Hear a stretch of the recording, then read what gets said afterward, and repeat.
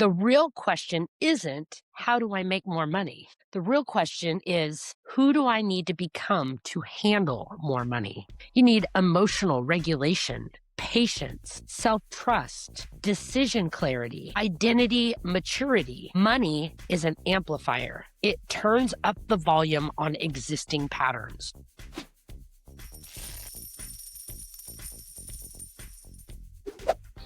Hey, welcome back. You're listening to Plugging the Leaks because broke is boring. I'm Danyell, founder of My Money Enterprises and the creator of Tradelandia. This podcast is where we talk about the emotional side of money, the habits, patterns, and identity shifts that actually determine what happens in your financial life. Before we jump into today's episode, I want to pause for a moment and acknowledge something meaningful. This episode comes out of a season of learning and growth through the Podcast Accelerator, an experience that has pushed me to think differently, speak more clearly, and show up in a bigger way.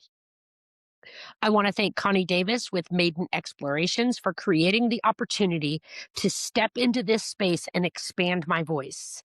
And a huge thank you to Kyle Goodnight with Goodnight Podcasting Solutions for guiding the creative and technical side of this journey. This has been about more than podcasting. It's been growth, reflection, and stepping into a stronger version of myself. And I'm deeply grateful for that.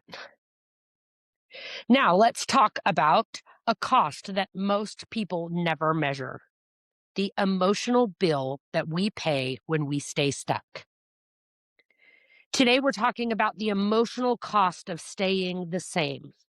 Not overdraft fees, not interest charges, not missed opportunities, but the emotional bill that we quietly pay every time we repeat money patterns that we already know aren't working. Most people assume that their financial stress is a math problem. But the deeper cost lives in your nervous system, your self-trust, your identity. Every repeated cycle, overspending, avoidance, panic, guilt, carries emotional weight. And over time, that weight becomes exhausting. So ask yourself honestly, what is staying the same costing me emotionally? Because staying stuck isn't neutral, it's active. It drains energy, confidence, and clarity. And often we feel that cost long before we see it in our bank account. Let's name what usually goes unspoken: the emotional debts that build quietly over time. Stress load. That low-grade anxiety about money doesn't just sit in your head. It lives in your body. It affects your sleep, your patience, your focus. You carry it everywhere. Avoidance fatigue. Ignoring statements, delaying conversations, pushing decisions away. Avoidance gives momentary relief, but it steals mental bandwidth. The longer it continues, the heavier it feels. Self-judgment, that inner voice saying, "Why am I still doing this? I should know better." That narrative chips away at confidence and identity. Loss of self-trust. Every time you promise yourself you'll do something financially and you don't, your brain keeps score. Rebuilding that trust takes intention, but it's possible. These aren't character flaws. They're emotional debts accumulating interest. And if left unchecked, they compound. And here's the surprising part. Staying stuck often feels safer than growing. Humans don't actually avoid pain. We avoid unfamiliar pain. Familiar discomfort, overspending cycles, stress, emotional shutdown. These are uncomfortable, but they're known territory. Your brain says, at least I understand this pain. Growth discomfort, saying no, pausing before purchases, facing your numbers, changing your habits. This discomfort feels uncertain, and uncertainty triggers resistance. You're not choosing between comfort and discomfort. You're actually choosing which discomfort builds your future. Growth discomfort is temporary and constructive. Familiar pain is repetitive and draining. The shift happens when you decide discomfort isn't punishment, it's training. And this becomes especially important when income starts to grow. A lot of people, especially entrepreneurs, believe the solution is simple. I just need to make more money. But here's the truth. More money doesn't fix emotional patterns. It magnifies them. If you overspend at a lower income, you'll overspend at a higher one. If you avoid your finances now, you'll avoid bigger numbers later. The pattern scales. Lifestyle, inflation, income rises, spending rises, not because people are irresponsible, but because emotional habits follow opportunity. I deserve this. Now I can relax. This fits the image I want. Without growth, increased income simply funds the same emotional decisions.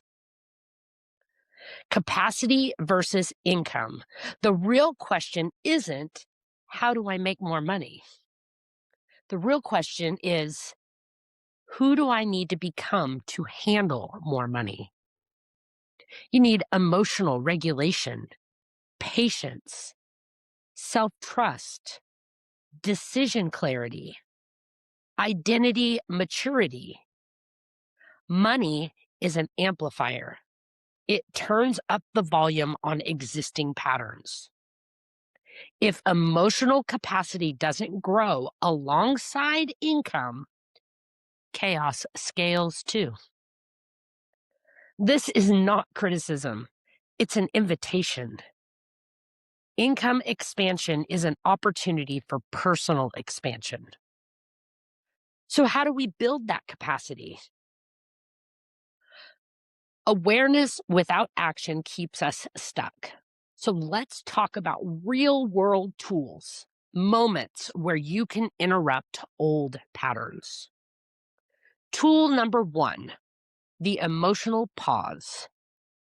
Before non-essential spending, pause for 30 seconds and ask, what am I feeling right now?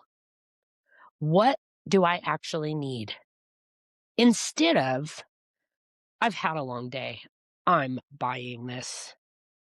Try, I'm exhausted, I want comfort. Is this purchase solving that? Instead of autopilot, check out, do I still want this tomorrow? Tool number 2 is name the pattern. Replace shame with awareness. Instead of, I'm terrible with money, try, this is my stress spending pattern showing up. Instead of, I messed up again, try, this is avoidance and I can interrupt it. Some other examples would be scarcity thinking is active, impulse mode, not an emergency.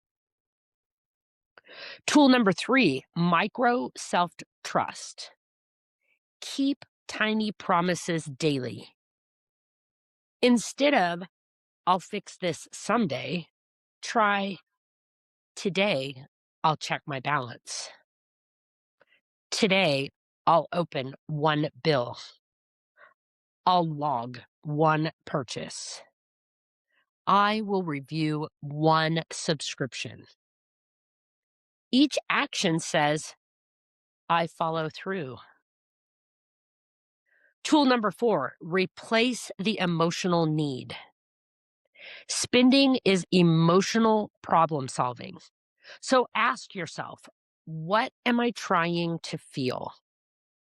Instead of retail therapy, take a walk. Instead of stress buying, call someone. Instead of boredom spending, delay for 10 minutes.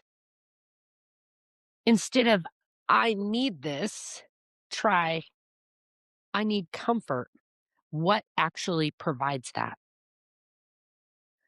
These tools train emotional capacity, the muscle that supports real change. When emotional patterns shift, money stops feeling like a battleground. Self-trust grows. Decisions feel calmer. Identity expands. The goal isn't perfection, it's awareness plus repetition. Every time you interrupt an old pattern, you vote for your future self. Sit with this question. What is staying the same costing me emotionally? And what small discomfort am I willing to choose this week to grow into who I want to become? If today's episode resonated, if you're ready to work on your money story and your money identity, I invite you to apply for one-on-one coaching. The link will be in the show notes. This isn't about quick fixes. It's about building the emotional capacity to handle your life and your money differently. You're not broken. You're not behind. You're learning to stop paying emotional interest on old patterns. And that's where real change begins. Thank you for listening to Plugging the Leaks because broke is boring. But remember, money isn't just math. It's emotional intelligence in motion.